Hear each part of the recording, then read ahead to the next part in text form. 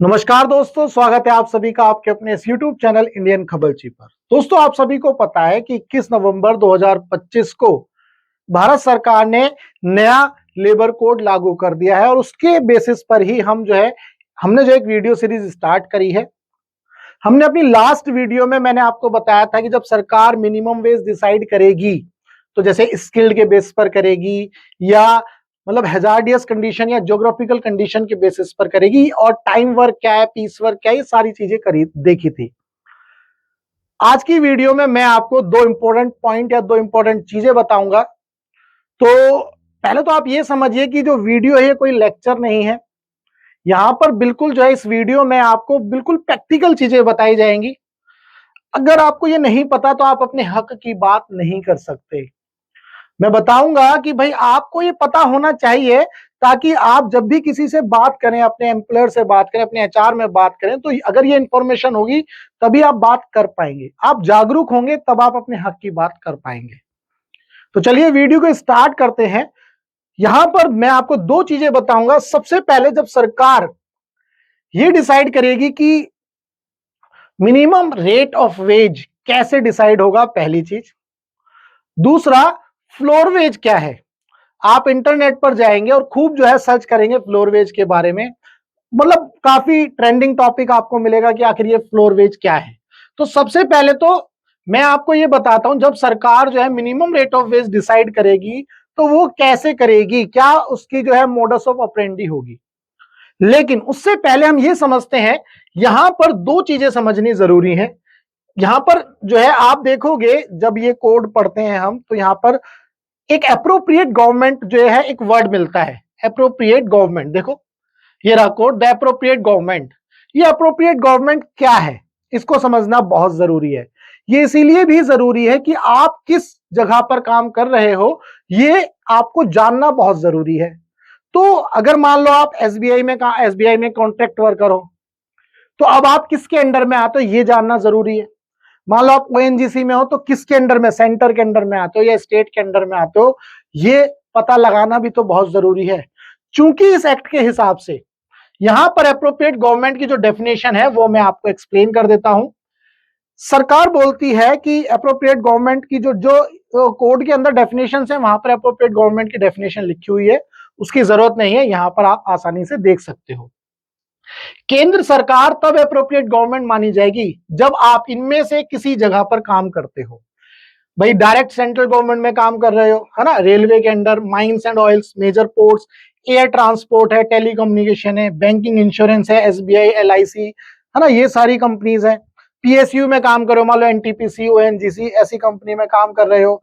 Central corporation जैसे NHAI, national highway authority of India, या contractor के थ्रू अगर आप लिखी गई किसी भी जगह पर, इनमें से किसी भी जगह पर कॉन्ट्रैक्टर के थ्रू काम कर रहे हो, तो ये सारी चीजें जो हैं क्या हो जाएंगी, ये इस केस में केंद्र सरकार एप्रोप्रिएट गवर्नमेंट बन जाएगी।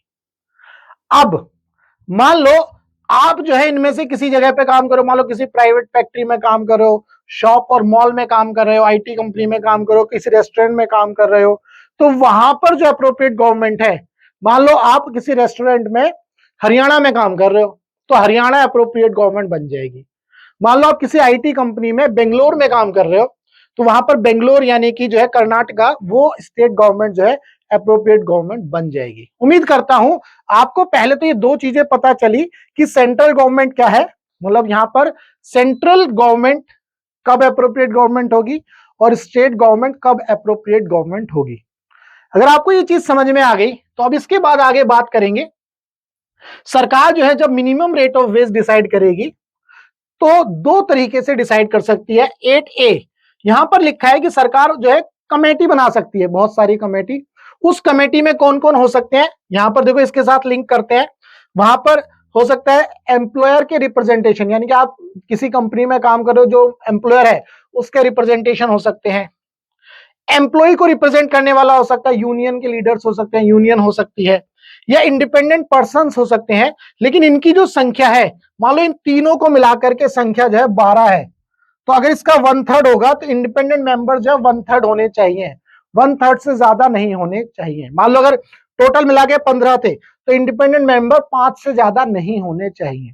तो सरकार जो है ऐसी एक कमेटी बना सकती है और उस कमेटी से पूछ सकती है, उससे रिकमेंडेशन ले सकती है कि भाई मिनिमम रेट ऑफ वेज क्या रखा जाए। उम्मीद करता हूं ये चीज आपको समझ में आई। मान लो यहां पर मैं एग्जांपल ले लेता हूं जोमेटो का। मान लो जोमेटो, चूंकि अब आपको पता है कि जो प्लेटफॉर्म वर्कर है या गिग वर्कर है उनको भी जो है लेबर कोड में शामिल किया गया है। तो मान लो जोमेटो जो है एक प्लेटफॉर्म है, तो इसके लिए जो है पॉलिसी बनाई जा रही है मिनिमम रेट ऑफ वेज। तो अब इसमें क्या डिसाइड करेंगे भाई, किस किस को बुला सकते हैं। मान लो डिलीवरी पार्टनर हैं जो खाना पहुंचाते हैं, रेस्टोरेंट हो गए उनको बुला सकते हैं, डिलीवरी ड्राइवर यूनियंस हो सकती हैं, ओनर हो सकते हैं, कंसल्टेंट, लीगल एक्सपर्ट, कस्टमर्स हो सकते हैं। मतलब यहां पर इस तरह से जो है कमेटी बना करके सरकार ये डिसाइड करेगी कि कैसे बनाई जाएगी कमेटी, क्या हो सकता है। ठीक है जी। तो मैंने जस्ट एक रफ आइडिया, एक एग्जांपल दिया है।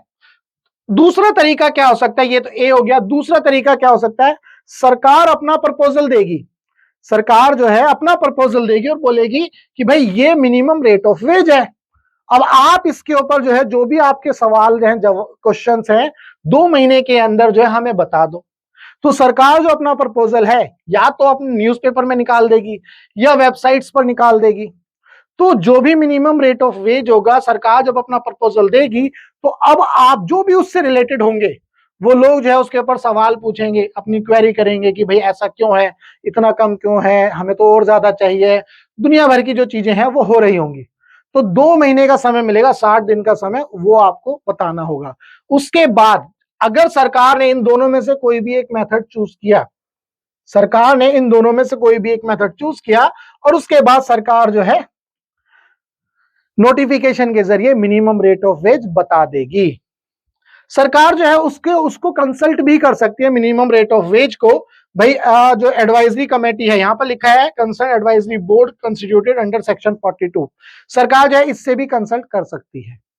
तो पहले तो ये जानना जरूरी है कि आपको ये पता होना चाहिए कि जो मिनिमम रेट ऑफ वेज है उसका प्रोसेस क्या है।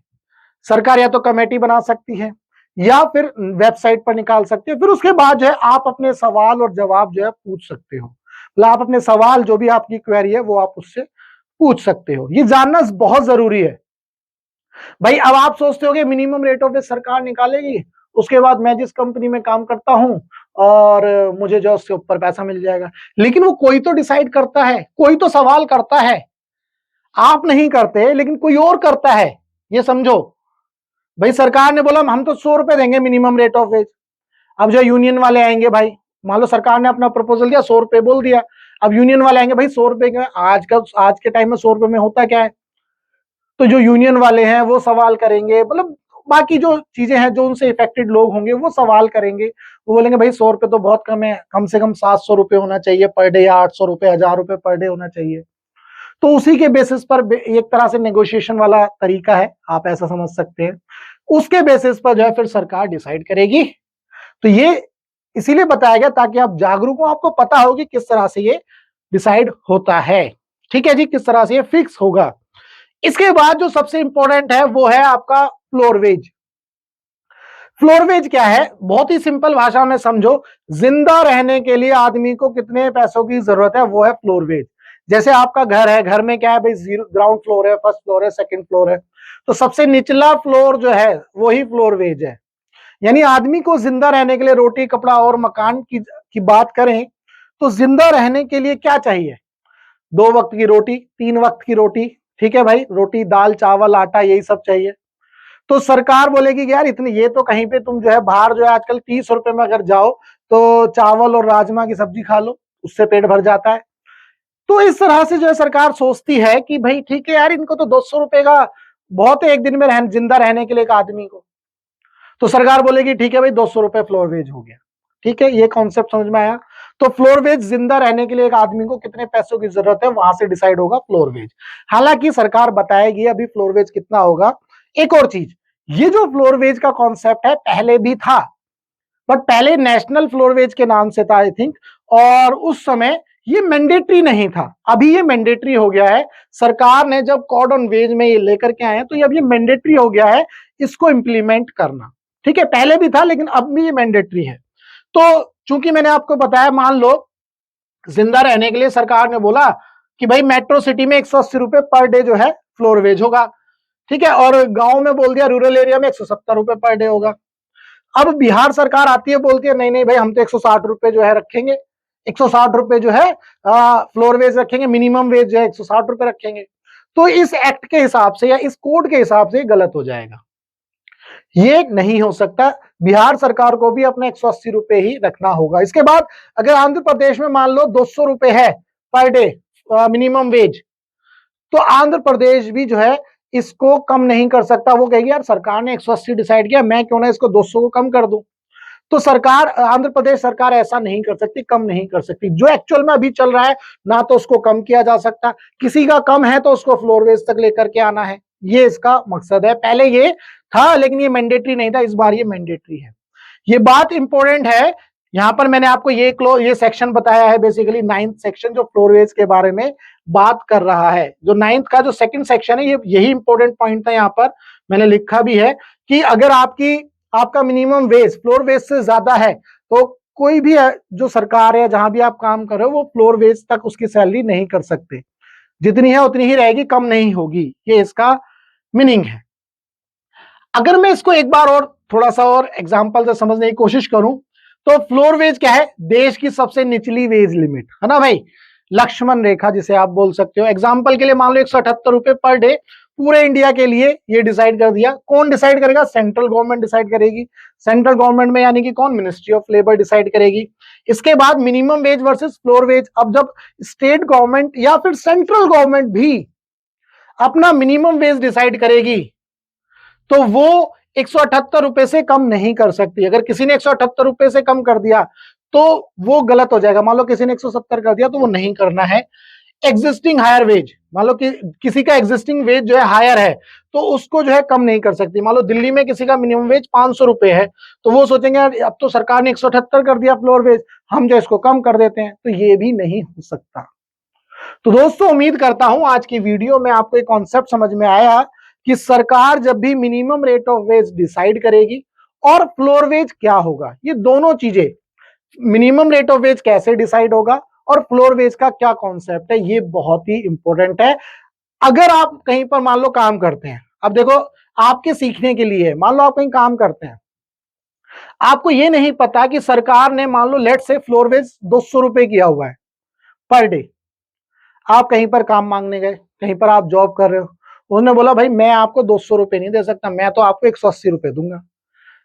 तो आप कहोगे ठीक है चलो कर लेते हैं, पर ये गलत हो जाएगा। अगर आपको 180 रुपए से कम कहीं पैसा मिलेगा तो वो गलत हो जाएगा, ठीक है। खैर फ्लोर वेज तो सरकार डिसाइड करेगी, स्टेट गवर्नमेंट, उसके बाद मिनिमम रेट ऑफ वेज आएगा। तो मेरे कहने का मतलब ये है कि आपको ये इंफॉर्मेशन और ये जानकारी होनी जरूरी है, तभी आप किसी से बात कर सकते हो, अपने हक की बात कर सकते हो। तो दोस्तों अगर उम्मीद करता हूं आपको इस वीडियो में बताया गया जो भी कंटेंट है वो अच्छे से समझ में आया, चीजें समझ में आई, तो वीडियो को लाइक करना और चैनल को सब्सक्राइब करना मत भूलना। अगर आपका कोई भी डाउट है तो आप वीडियो में कमेंट कर सकते हैं, आपके डाउट को जो है टेक केयर किया जाएगा, सॉल्यूशन आपको बताया जाएगा। तो चलिए मिलेंगे हम अपनी नेक्स्ट वीडियो में।